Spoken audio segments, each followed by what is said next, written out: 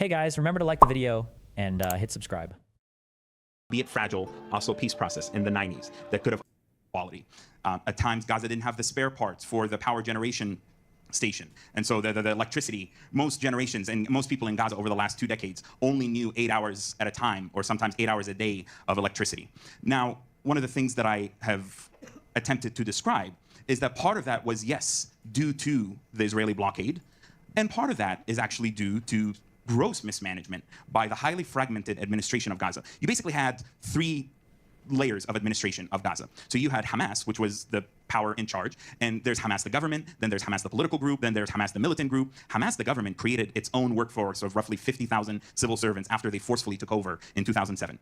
And they financed that with Qatari money, with Iranian money, with taxes, with basically thuggery at times against all the businesses in Gaza. Then you had remnants of the Palestinian Authority. So the Palestinian Authority is, based mainly in the West Bank, but they're 30% rather of their budget by mandate from the European Union, from the Arab nations, had to be spent in Gaza. And then finally, so that's the second tier, so Hamas, then elements of the Palestinian Authority and its budget. And then the third tier was the NGO, and something that I have personally grown, NGOs, something that I started calling the NGO industrial complex. And I very much so am saying this to be critical and to be negative. Not because these are bad people who intended to do bad things to Gaza, but in a sense, the NGO networks of UN NGOs and all these Western-based NGOs and Arab NGOs and local NGOs ended up actually inadvertently allowing Hamas to abdicate responsibility for providing for the people of Gaza by saying, okay, well, we're experiencing a blockade, so you, UN and international community, you take care of our people. And what little money we're going to get, we will actually use for our own either civil administration, or the saying in Gaza goes, it goes underground, تحت الأرض. It goes to the tunnels and the rockets and the systems. So it was a very complex place where there was poverty, and there were people who were innovating through startup restaurants. There was something called Gaza Sky Geeks, which was actually creating like a startup accelerator of young men and women. For the first time ever, young Palestinian women in particular were being empowered to learn how to code, learn how to like create a business plan. I was a mentor for young girls in there to learn English as they were applying for exams to speak for the oral component of the exam. So it's a very complex place. What I will tell you, Gaza was not, and this is going to be controversial, and that's fine. You cannot accept what I'm saying. Gaza was partially an open-air prison, but it actually also was not fully an open-air prison. Gaza was not a concentration camp, even though it was a place that lacked an immense amount of hope for the people in there. Gaza, in comparison to parts of Yemen, parts of Syria, parts of Sudan, was immensely prosperous and had immense potential. And why do I... When they talk about Gaza as an open-air prison, in the, there's that one article we read by she's a famous like war correspondent reporter lady. I wish I could remember her name. It's on my notes somewhere.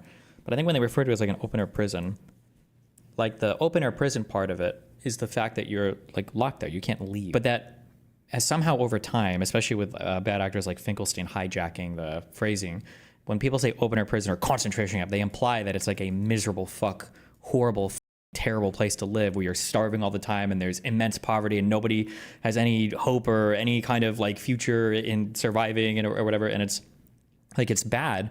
The lack of ability to ever be able to leave or to see a life that extends beyond the narrow strip of Gaza is a bad thing, but it's a fundamentally different thing than like everybody's starving and dying all the time. It's not an accurate summation of the problem. It's like when people in the United States talk about poverty in the US and they're like, oh yeah, the hardest thing when you're poor in the US is deciding whether or not I'm eating tonight or my children are eating tonight, or if I'm going to skip my 100th meal or whatever, and we're starving to death. It's like, that's not really, but okay. Yemen, parts of Syria, parts of Sudan was immensely prosperous and had immense potential. And why do I insist on saying this?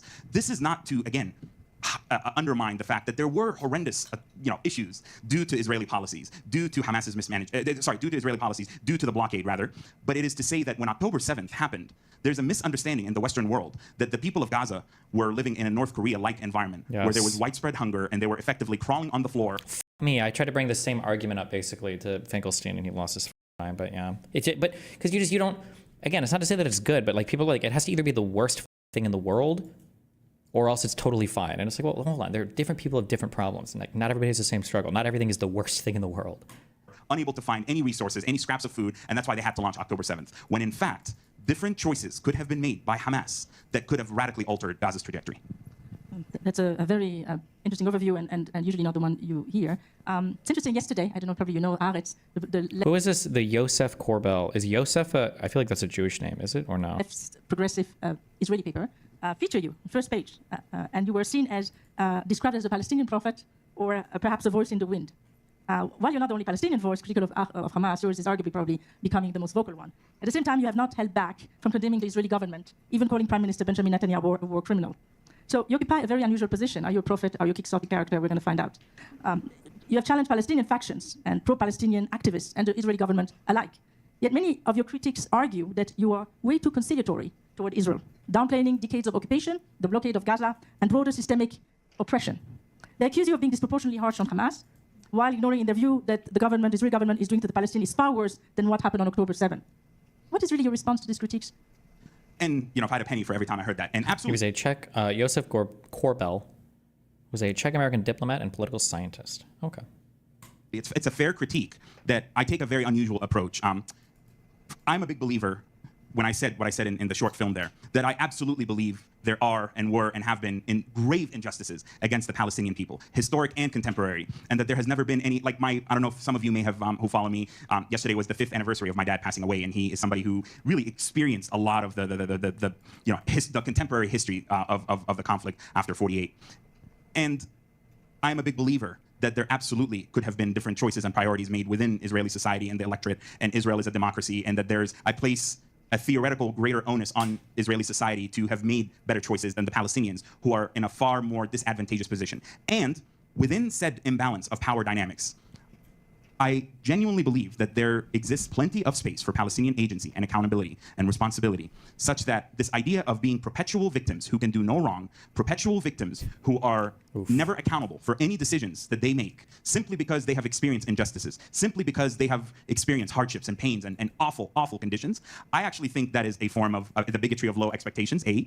And B, I actually think that is a mega disservice to the Palestinian people, such that something like October 7th, that was a choice. That was not an inevitability. And I am tired of the academic and theoretical framing of October 7th as this, this was the ghetto uprising. This was the inevitable result of perpetual occupation. This was the inevitable outcome of the blockade. I strongly believe, October 7th, after all, it wasn't even the entirety of Hamas's choices. It was effectively a military coup by two psychopaths, by Sinwar and by Mohammed al-Deif. It was effectively a takeover by the hardliners within Hamas over, the other elements within Hamas, because Hamas is not monolithic. There are factions within Hamas. And so, to me, that underpins the entirety of my ethos and how I approach this issue. I believe it is a horrendous crime against the Palestinian people for Hamas to have handed our people, my family, the people of Gaza, Does this guy argue with somebody, or does this guy ever debate anybody? It'd be interesting. Okay, I think we have a number of questions. So usually I ask the question to be short, but maybe I will ask you to be short in your answer. Okay, fine. But to be fair, that was an important one. So I will limit myself, and I see a timer there. So. I'll do the next two together for the sake of time. Do you think that October 7th attack was done on purpose to bait Israel into an action that would turn public opinion against them? That's the first one. And then the second one is, aside from Gaza, West Bank's land mass is shrinking due to increasing Israeli settlements. If Palestine ceases to exist, what is there to realign for? Let's start with the second one. That's a really fair one, and I absolutely have every intention. To me, to be able to push back on the settlements and on the military occupation and on all the injustices of what's happening in the West Bank, I personally and strongly believe that there has to be something that replaces the military occupation. And this is what I've said about, I don't want to, what replaces the military occupation in the West Bank? What replaces the settlements in the West Bank? And when I said this to the pro-Palestine protesters in LA a couple of days ago, I thought they were all going to strangle me simultaneously. I'm amazed I walked out of that space alive, honestly, because I said, unfortunately, what Hamas did in Gaza is it bolstered the far right and the pro-occupation narrative that said, oh, we can't give back the West Bank or stop the military occupation. We should just take it over, because if we don't, then it's going to be like Gaza. Then it's going to be a base for Iranian-funded terror and rockets and tunnels and attacks. I don't buy that narrative necessarily, but it is also true that every day the Palestinian Authority and their security services, every day, and I know this for a fact through the the United States Security Coordinator, General Fenzel, the 3-star general in the West Bank. Every day, the Palestinian Authority foils dozens of attempts by Iranian-funded cells to create a third intifada. I was gonna pause and say something.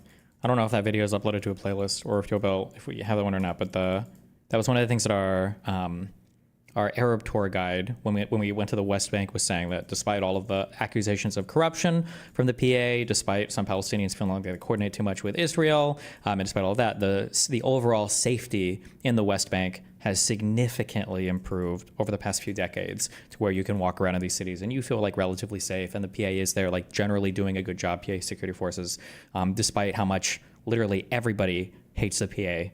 The West hates the PA because pro-Palestinian people think that they're Israeli collaborators and they're oppressive. People in Israel hate the PA because they're Palestinians. People in the West Bank hate the PA because they feel like they simp too hard for Israel and they're just security collaborators with the apartheid state. Like, it's just, yeah, you're just like, everybody hates these motherfuckers. Destabilize the West Bank and to, so that's what concerns me, is what's going to replace those settlements that we, that get vacated, and they have to be vacated. Are they going to become training camps like for Hamas and others like they did in Gaza? Again, I'm not saying that we should not end the occupation or the settlements because of that, but I'm saying we need to develop a compelling message of what do we stand for. Right now, I worry that we are largely defined by what we are against, and I want. At the end of the day, both the Israeli government and the Israeli electorate. Here's him having a conversation with Cenk. Does Cenk scream at him? You hate them. You want them to die. You want them all to die. This guy's chat with Ethan was keynote. Yeah, but Ethan and him probably agree on everything, and I probably agree with most of. It sounds like most of what this guy says. Boring. We're looking for.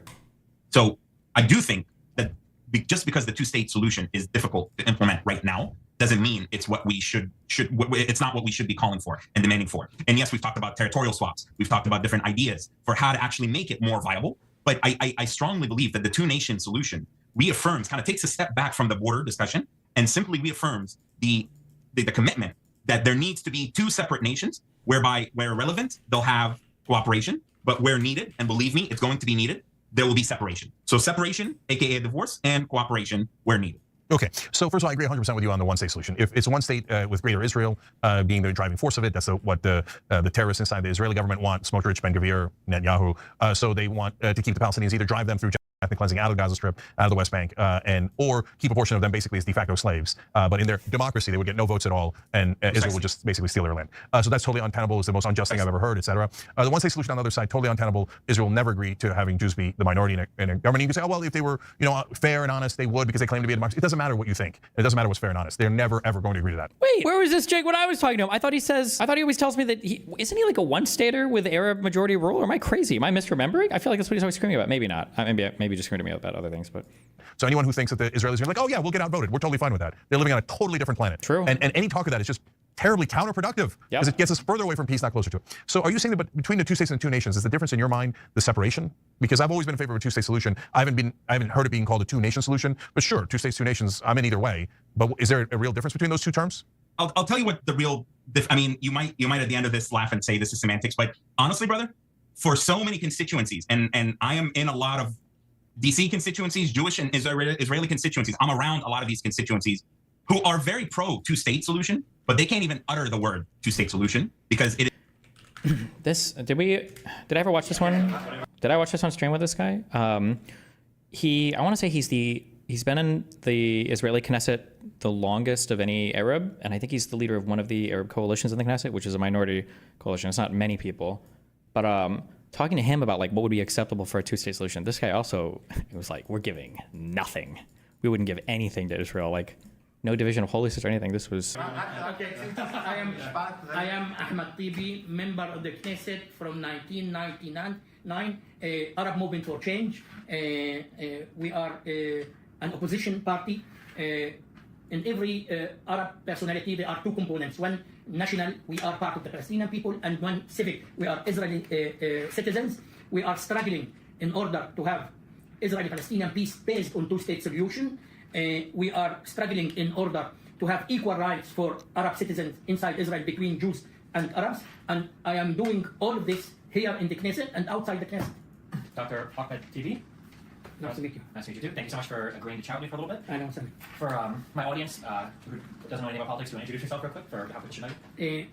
I am Ahmed Tibi, head of the Arab Movement for Change. Oh, I should be. Somebody gave me that piece of advice. I think it's right. I should be introducing people. I should do that from now on. That's the thing I've got in my brain now.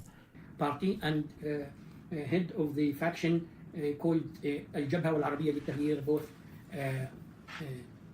the Democratic Front and the Arab Movement for Change. We have 5 seats in the Knesset, and we are opposition. We are representing mainly the Arab community, Arab Palestinian community here in Israel, and we have a Jewish progressive member, leftist member, Ofer Kassif. We do believe also in some main principle, equal right for Arab citizens, justice, and ending the occupation in order to create the so-called division of two states, independent Palestine, independent and sovereign Palestine with East Jerusalem as the capital of Palestine. We are totally against the increasing racism and fascism in the Israeli society in the last decade, but mainly in the last year of the war. There is a tremendous increased phenomena of fascism here in the Knesset Fascism, and oh boy. out among, for example, official apparatus, among the Israeli police. They are more fascist, more aggressive because of their minister, Itamar Ben-Gvir, and because of the situation, because of the war. When you say fascist in terms of the government and the police, what do you mean by that movement? Look how they behave with demonstrations, both demonstrations of the Arab-Palestinian community and demonstrations of the opposition in Kaplan in Tel Aviv. They are immediately attacking, physically attacking demonstrators with violence. From the very beginning of October, hundreds of Arab citizens were arrested because they wrote solidarity with the children of Gaza, because they said we are against the war. They have been arrested or fired from their work. This is absolute racism and fascist police in the way they are dealing with protesters, both Jews and Arabs.